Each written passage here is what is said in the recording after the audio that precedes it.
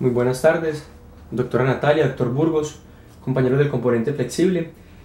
El día de hoy expondré el tema del síndrome de Sjögren-Larsson como alteración en el metabolismo de los ácidos orgánicos, correspondiente al cuarto parcial del curso. El síndrome de Sjögren-Larsson es un trastorno neurocutáneo hereditario debido a la deficiencia de una enzima llamada aldehído graso deshidrogenasa, FALT-H. Debido a ello hay una alteración en el metabolismo, en la vía metabólica de los alcoholes grasos. Recordemos que son alcoholes de cadena larga que generalmente tienen un alto peso molecular y tienen una cadena lineal primaria.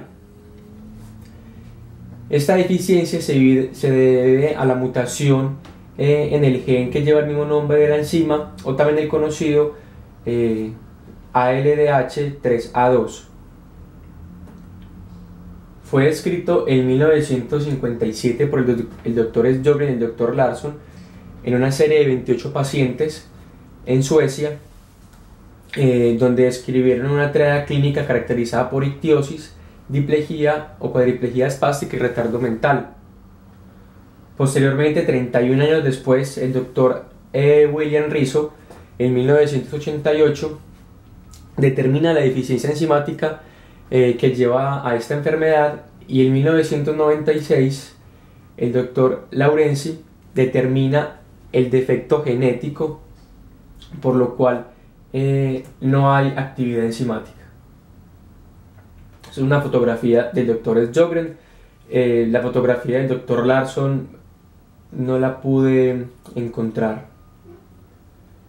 En cuanto a la epidemiología, es una enfermedad que se considera muy infrecuente. Su epidemiología es variable dependiendo del grupo poblacional estudiado, del grupo étnico y además de la endogamia que se genere en dichas poblaciones.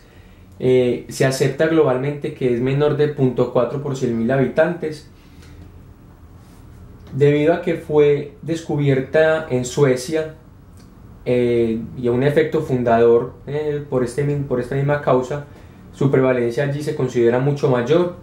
En el condado de Västerbotten, donde fue descrita la enfermedad por primera vez, la incidencia puede llegar de hasta 8.3 por 100.000 habitantes, pero en el resto del país se asemeja mucho a la globalmente aceptada, que es de 0.4 por 100.000 habitantes. Como lo venía mencionando, se debe principalmente a la endogamia que se derivan en estos grupos étnicos y en esta población. Bueno, entonces es una mutación causada en el gen de la enzima FALT-H o el gen AL2H3A2. Este gen está ubicado en el cromosoma 17, en su brazo corto, y de las cuales se han identificado hasta 70 mutaciones en 120 familias, principalmente europeas, que se han estudiado a lo largo de la historia. Las mutaciones son muy variadas, incluyen delecciones, inserciones, sustitución de pares de bases, pero particularmente las mutaciones sin sentido, que son muy frecuentes en esta enfermedad, llevan una actividad residual. Se han descrito muy pocos casos en los cuales suceden mutaciones sin sentido y hay una actividad enzimática incipiente, pero bueno, no hay una afectación tan marcada pues de la enfermedad, igual son muy frecuentes. Y la herencia es autosómica recesiva. Aquí vemos en este diagrama el locus del gen ALDH3A2 con sus 10 exones y sus 9 intrones, y es un diagrama que nos determina pues los genes característicos que derivan de la actividad enzimática.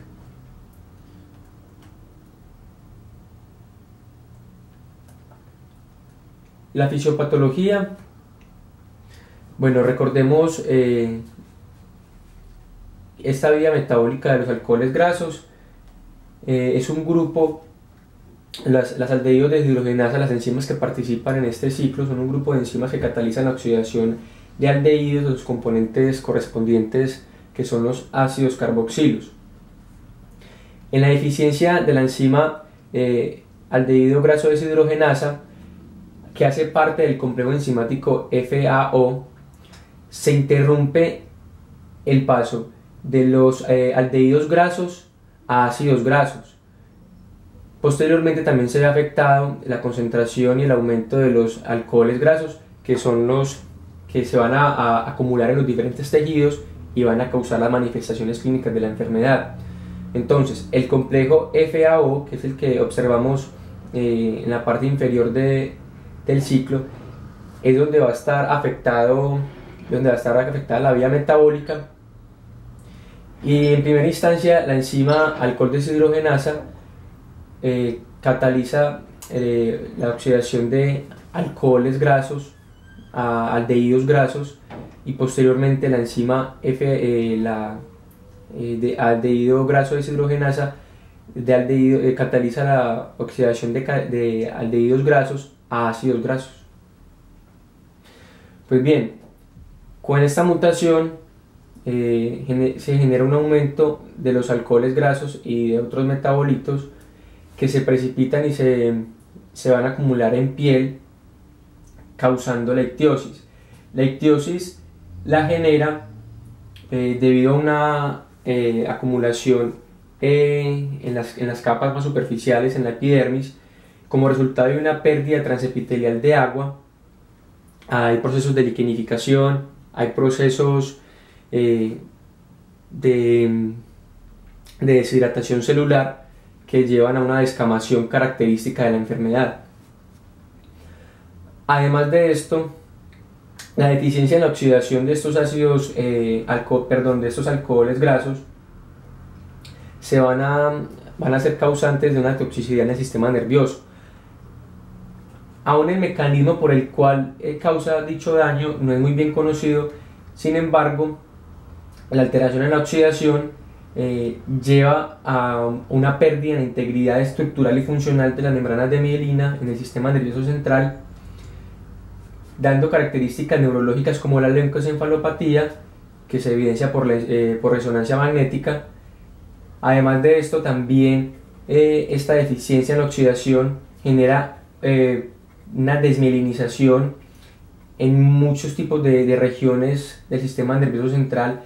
Dentro de las principales encontramos las fibras subcorticales, el tallo cerebral y por tanto los tractos corticoespinales, y en casos muy severos puede comprometer el cuerpo calloso, el cerebelo y la sustancia gris cerebral. También la enzima FALT-H participa en la inactivación de los leucotrienos B4 en su vía metabólica de oxidación. Al final, esta enzima inactiva o participa en dicho proceso, por lo cual se va a acumular el leucotrieno B4 y otros metabolitos como el omega hidroxileucotrieno B4, y eso lo que va a generar es prurito. Recordemos que los leucotrienos son mediadores inflamatorios que van a estimular una respuesta inmunológica, y dicha manifestación es el prurito.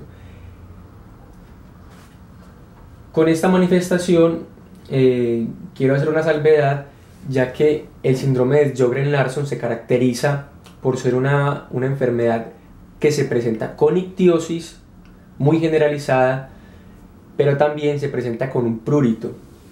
Por lo general las ictiosis no se presentan con ese prurito tan marcado. Por tanto, el prurito en esta enfermedad es característico.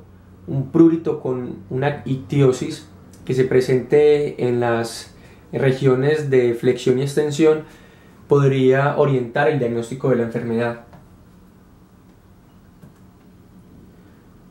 Bueno, en este diagrama, como lo venía explicando también, es el papel completo de la enzima FALT-H. Es un poco más complicado, pero trae las vías metabólicas por las cuales de las cuales se afectan por la deficiencia en la actividad enzimática.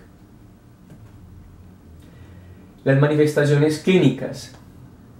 Principalmente tenemos las manifestaciones cutáneas caracterizadas por la ictiosis y el prurito, la hiplegia o la cuadriplegia espástica, el déficit cognitivo, las alteraciones oculares y la leucoencefalopatía. En general, la mayoría de las manifestaciones clínicas aparecen en los primeros años de vida y después generalmente no tienden a progresar. Esta no es una enfermedad neurodegenerativa, ¿cierto? Ya en el adulto joven y en la adolescencia la severidad de la enfermedad tiende a ser estacionaria y no hay una correlación entre la severidad de las manifestaciones cutáneas con la edad ni con las manifestaciones neurológicas. Realmente es todo muy independiente las manifestaciones. Bueno, dentro de las manifestaciones cutáneas son las que inicialmente se van a presentar. Generalmente en el recién nacido se evidencia un eritema al momento del nacimiento, y posteriormente durante la mitad del primer año empiezan a desarrollar como el cuadro clínico caracterizado de la ictiosis. Se presenta piel seca, áspera y escamosa, como lo mencionamos, es por un defecto en la queratinización, lo que ya hiperkeratosis, procesos de liquenificación de los estratos córneos y coloración marrón amarillenta. La ictiosis se presenta predominantemente en las superficies de flexión, como las extremidades, la nuca, las axilas y la región umbilical. En áreas que no sean de flexión, como la cara, no suelen verse afectados. El prurito es severo y generalizado y es característico del síndrome de Sjögren-Larsson. Como lo mencionamos anteriormente, se caracteriza de otras formas de ictiosis. O sea que de cierta manera el prurito puede ser orientador en el diagnóstico.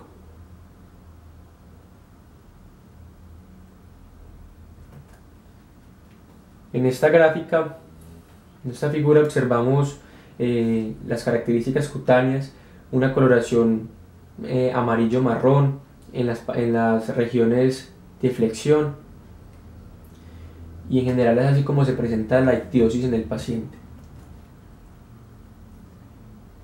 El déficit motor, posteriormente del desarrollo de las manifestaciones cutáneas, se presenta en los primeros años de vida, tiende a ser muy larvado, pero lleva a un retraso psicomotor, a signos piramidales debido a la dismielinización de los tractos corticoespinales, y tienden a estar más afectados los miembros inferiores que los miembros superiores. Sin embargo, puede presentarse cuadros de tetraplegia espástica que compromete todos los miembros. Generalmente los niños a esta edad aprenden a caminar con dificultades, pero lo hacen. Sin embargo, en la infancia media y tardía se empiezan a presentar otras manifestaciones, como el desarrollo de contracturas osteoarticulares, la espasticidad tiende a ser más marcada, la hiplegia también tiende a empeorar durante los primeros 3 a 5 años. Por tanto, estos niños terminan con un retraso en el desarrollo psicomotor y con el uso de soportes ortopédicos y hasta incluso de silla de ruedas. Ya en esta etapa se estabiliza la enfermedad. De cierta manera el desarrollo psicomotor no tiende a empeorar, igual ya en una calidad de vida muy deteriorada, pero la movilidad con la que termina el paciente generalmente en la infancia tardía es con la cual va a llegar a la edad adulta. Posteriormente, en la adultez temprana, como se menciona, no hay una progresión de las alteraciones motoras. El síndrome de Sjögren ya se comporta como una parálisis cerebral estacionaria. El déficit cognitivo se presenta, es difícil también de observar, es de un inicio larvado, insidioso, se presenta entre el primero y el segundo año. Generalmente este déficit cognitivo lleva un retardo mental que puede ser de moderado a severo. La minoría tienen un IQ normal. La presentación severa se da en el 70% de los pacientes con un IQ menor de 50, y estos pacientes alcanzan una edad de desarrollo de los 5 a los 6 años. No hay progresión de la enfermedad, no es una enfermedad neurodegenerativa y tampoco hay pérdida de las habilidades adquiridas por el paciente cuando se termina de instaurar todo el déficit neurológico. Generalmente tiende a desarrollar el niño las características de desarrollo cognitivo aproximadamente hasta los 5 a los 8 años. A partir de allí no tiende a empeorar la enfermedad en cuanto al déficit cognitivo. Las convulsiones se presentan de 0 al 40%, pueden ser muy frecuentes en algunos pacientes. Con respecto al discurso y el lenguaje, estas alteraciones se deben directamente al grado de deterioro cognitivo que se relaciona con la enfermedad. Como lo mencionamos, hay una alteración en todo el componente del sistema nervioso central, en el componente del sistema nervioso periférico, incluso algunas vías. Por tanto, se van a alterar la musculatura facial, principalmente la superior, y la musculatura oral. Por lo tanto, va a haber problemas del lenguaje sumado al déficit cognitivo que presenta el paciente. Se puede presentar disartria, retraso en el desarrollo y anartria completa. Algunos pacientes pueden desarrollar características comunicativas normales, sin embargo, lo común es que se presenten algún grado de retraso en su desarrollo del lenguaje. Entonces, debido a este deterioro del funcionamiento muscular facial oral superior, pueden haber algunas alteraciones leves en cuanto a la deglución. Sin embargo, esta disfagia no altera del todo dicha acción de la deglución, por tanto el paciente no requiere ningún soporte para su alimentación, ya sea una sonda o algo por el estilo. Las manifestaciones las alteraciones oculares son muy frecuentes, están presentes en todos los pacientes, sino que lo complicado es encontrarlas. Al menos en estos pacientes es un poco complicado el examen del fondo del ojo, ya que frecuentemente presentan fotofobia y por tanto pues es difícil. Además son niños, tienen un retardo mental que puede hacer mucho más difícil la examinación de los pacientes, y cuando se logra realizar el fondo de ojo se van a encontrar unas inclusiones cristalinas en la retina que característicamente se sitúan alrededor de la fóvea. Aparecen como puntos relucientes blanquecinos y están presentes, como se menciona, en todos los pacientes con el síndrome de Sjögren-Larsson. Esto se debe pues como a la acumulación de lípidos y a la microcalcificación que se generan en dichos vasos retinales que están alrededor de la fóvea. Consecuentemente hay una disminución de la agudeza visual marcada en estos pacientes, que se suma a todo el déficit cognitivo y el déficit del sistema nervioso que presenta. Además, también se han descrito que hay una desmielinización que igual compromete al nervio óptico, por tanto eso va a sumar a todo el componente de las manifestaciones oculares que puedan presentar el paciente. En los hallazgos de las neuroimágenes encontramos unas imágenes que corresponden a un mismo paciente en diferentes momentos de la vida, a diferentes edades. Como se menciona, a partir del tercer año las características macroscópicas del cerebro no tienden a progresar,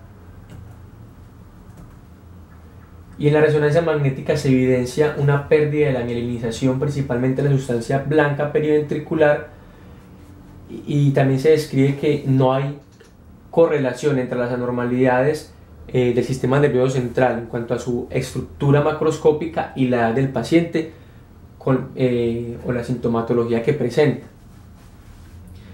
En otro tipo de resonancia magnética, que es por espectroscopía, hay una medida anormalmente alta del pico lipídico.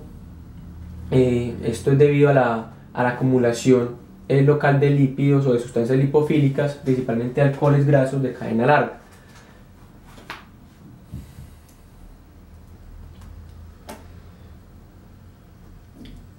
Otra manifestación que mencionan es el parto prematuro. Fue descrito recientemente en artículos del 2010 aproximadamente. Podrían describirse como la primera manifestación. Pues, ellos encontraron que en un estudio de cohorte realmente significativo para ser una enfermedad relativamente muy infrecuente, encontraron que el 18% de 25 de 18 de 25 pacientes, correspondientes al 72%, presentaban parto prematuro. La edad media gestacional al nacer era de 35.6 semanas, y los mecanismos por los cuales presentaban parto prematuro lo explicaba por la misma inducción del feto. Hay un aumento en la excreción urinaria de los lípidos altamente activos, como estos leucotrienos. Ellos se secretan al líquido amniótico. Estos leucotrienos van a generar una respuesta inflamatoria que van a alterar las membranas amnióticas y por tanto van a promover el inicio del trabajo de parto. Por tanto, ya vamos configurando el diagnóstico, o al menos en parte. Pacientes prematuros con anormalidades cutáneas, principalmente una eritrodermia hereditaria, que posteriormente se configure con una ictiosis, sumado al retardo cognitivo, al retardo motor, a todas esas características que ya hemos mencionado, podríamos orientarnos al diagnóstico de síndrome de Sjögren-Larsson.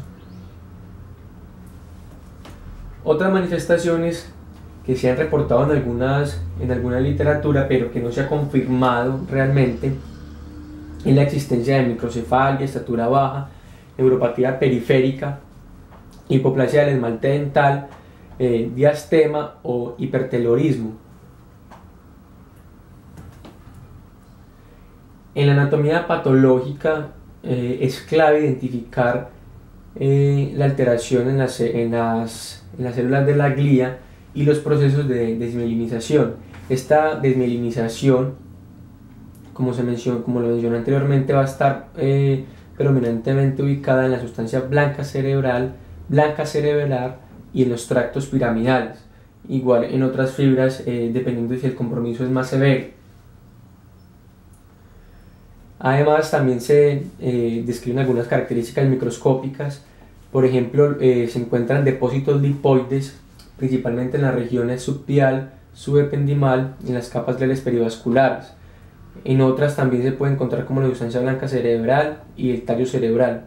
En los macrófagos se describen inclusiones citoplasmáticas similares a unos pigmentos de la lipofuscina, y los cuerpos elipsoidales son encontrados en la sustancia blanca subpial y capas gliales perivasculares, y son representativos ya que corresponden a los degradados de los astrocitos.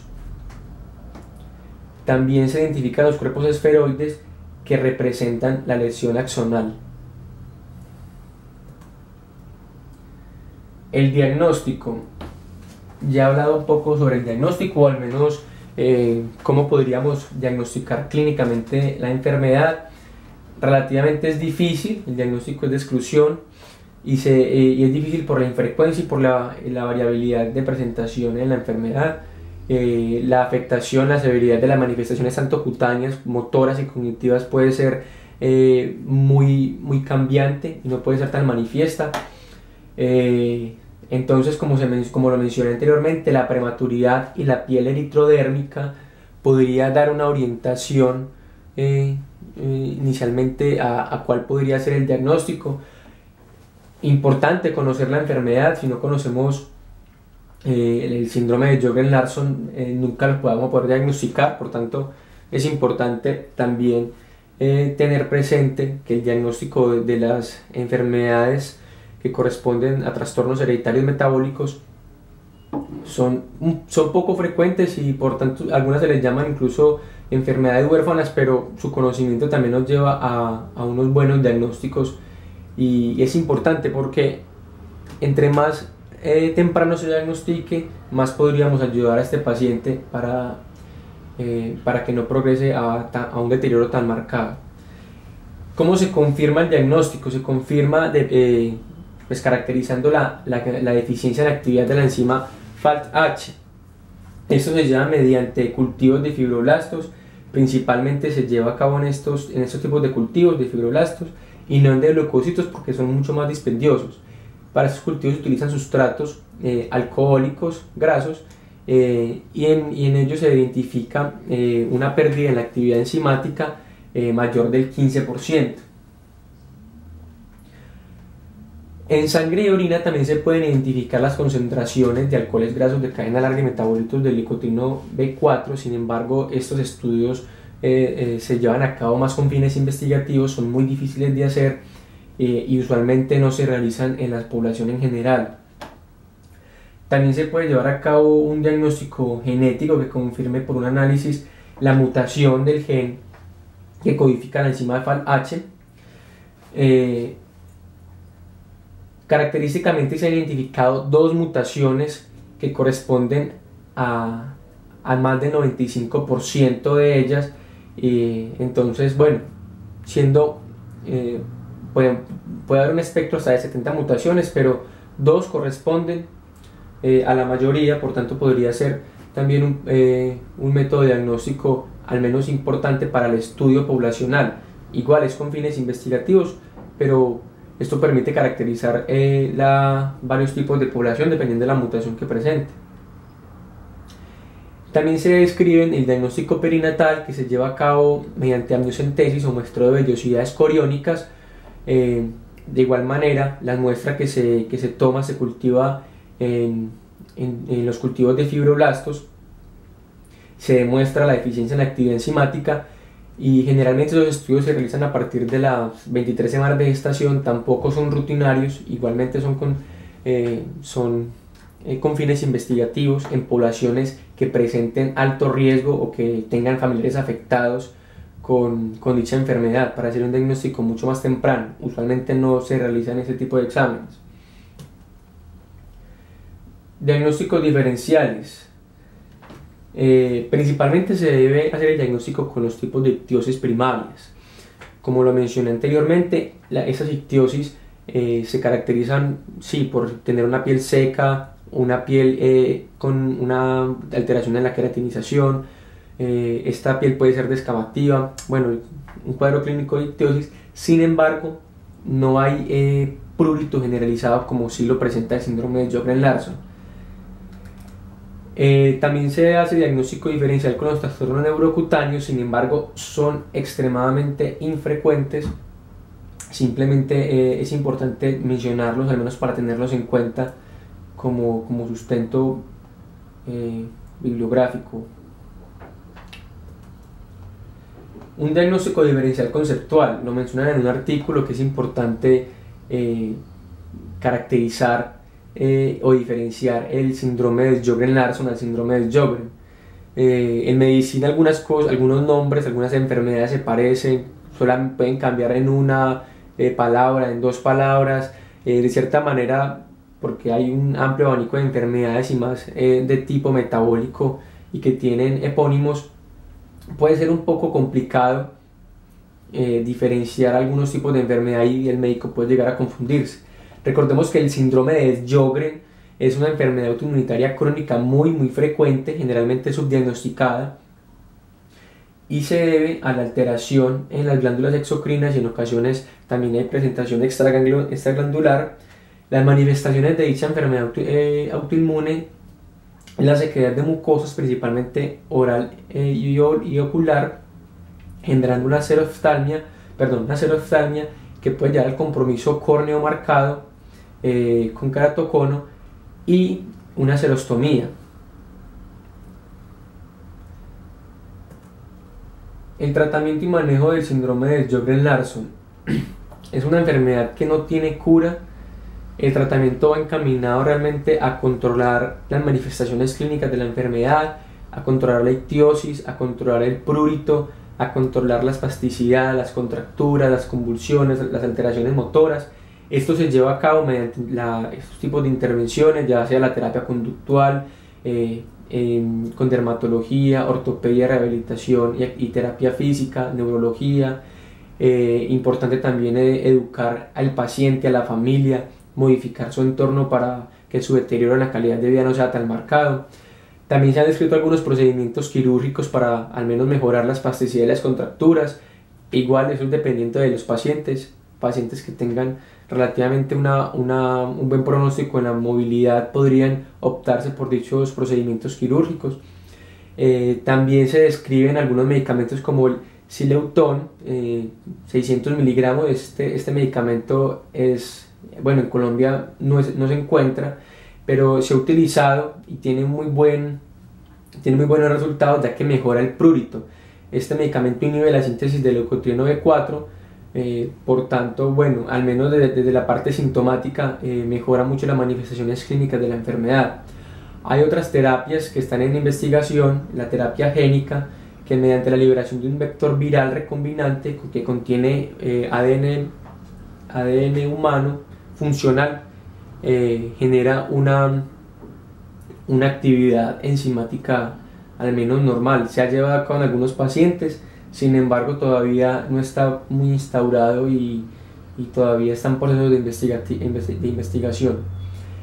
También se utilizan otros medicamentos, de igual manera también están en investigación. Estos dos medicamentos se utilizan principalmente para mediar las manifestaciones cutáneas que presentan los pacientes. Bueno, muchísimas gracias por la atención. Cualquier duda, cualquier comentario, estaré dispuesto a contestar. Me pueden escribir al correo mat.agon7@gmail.com.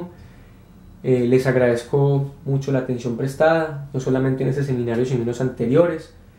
Muchísimas gracias, hasta una próxima ocasión.